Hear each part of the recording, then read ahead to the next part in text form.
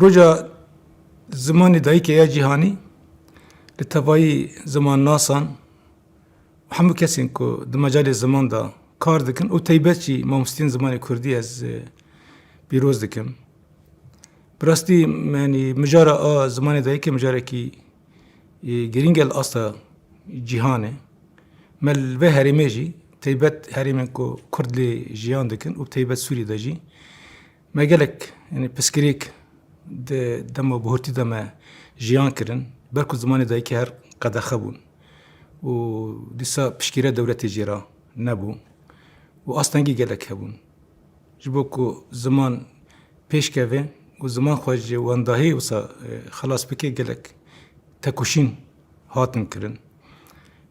Dewlet jî li hember vê helwestekî xwe sert hebû ji bo ku va xebatê rawestîne qedexebûn hebû, girtin ji bo we dihatin çêkirin.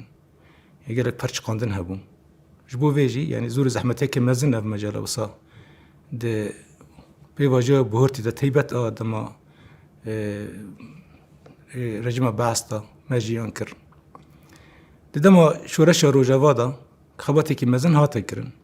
Heger yek ji bona xebatên ku va çardeh salê dawê ku hatine kirin dendîrî şoreşa Rojava da yani kan bigirin dest yek destkeftên herî mezin mesela a ziman bû ne tenê zimanê Kurdî zimanê dîtir jî li pêşê wê hatin rê hate vekirin û taybet bû zimanê Kurdî jî gelek xebatekî mezin hate kirin pêşketin çêbû.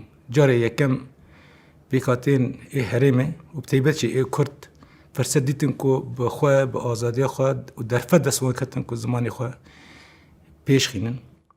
Dîwêr de em karin bêjin ku xebatekî mezin hate kirin. Di vê mecalê de taybet hemû kesên ku diva yani salên bihurtî da hem çi dibin sîwana rêveberiya xwe ser da di him şoreşa Rojava da ku di mecalê zimanê Kurdî da û zimanê dîtê dayîkê ku tê da kar kirin ket dan ez wana silav dikim. Rastî niha wek ji encamên şoreşa Sûrî û taybet jî ya şoreşa Rojava em me dît ku mersûmekî cumhurî derket mersûma a sêzdan em dikarin vê wekî destkeftiyekê yanî behsî bînin ji ber ku cara yekem bi şêwazekî fermî qebûlkirina zimanê Kurdî wekî ku zimanekî netewî li Sûriyê tê qebûlkirin ev xwe gavekî mezin e dîsa yanî îmkanê ku ev ziman were bi kar anîn pêşê vekiriye. Em bi giştî vê wekî gavekî nuh dibînin, erînî dibînin lêbelê em dinêrin ne têrê nake. Bi taybet jî va asta ku niha li Rojavayê Kurdistan ku ziman giştîyekî, asta ku ziman giştîyekî li gorî wê gavekê paş tê. Ber ku em dizanin yani diva salên bihurtî da dibistan zimanê Kurdî bûn. Bi hezaran zarok bi zimanê Kurdî xwandin kirin hetanî asta a universitê zanîngehê hatin û pêşketinekî mezin çêbî. Helbettin yani pêwîst e ku di halê pratikê da dîsa di pêkanîna vê mersûmê de ku va asta ku em giştinekî berçavar were derbas kirin. Di va hevtînên dawê de ku hatin kirin bi dewletê re taybet di çerçova a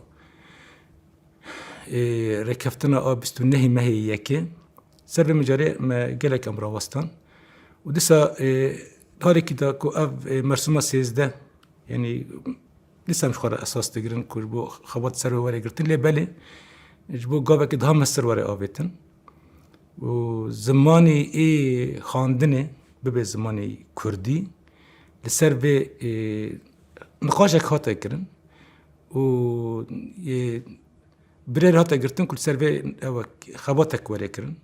Êva rojên pêşê me da dîsa him di halî me de kesê ku bi ziman re meşxûl taybet di mijarê terbiyê da mijarê xandinê da ku vê re eleqedar û li gel yani Wezareta Terbiye a dewletê hikûmeta Sûriyê wê ser vê jî hevtînekî wisa girîng ê were çêkirin ji bo ku em kanibin li ser bingehî mersûma sêzdeh em karin gavekî daha xurttir di mijarê zimanê Kurdî de bavêjin. Eva jî yani mijarekî wê girîng e li pêşê me ye.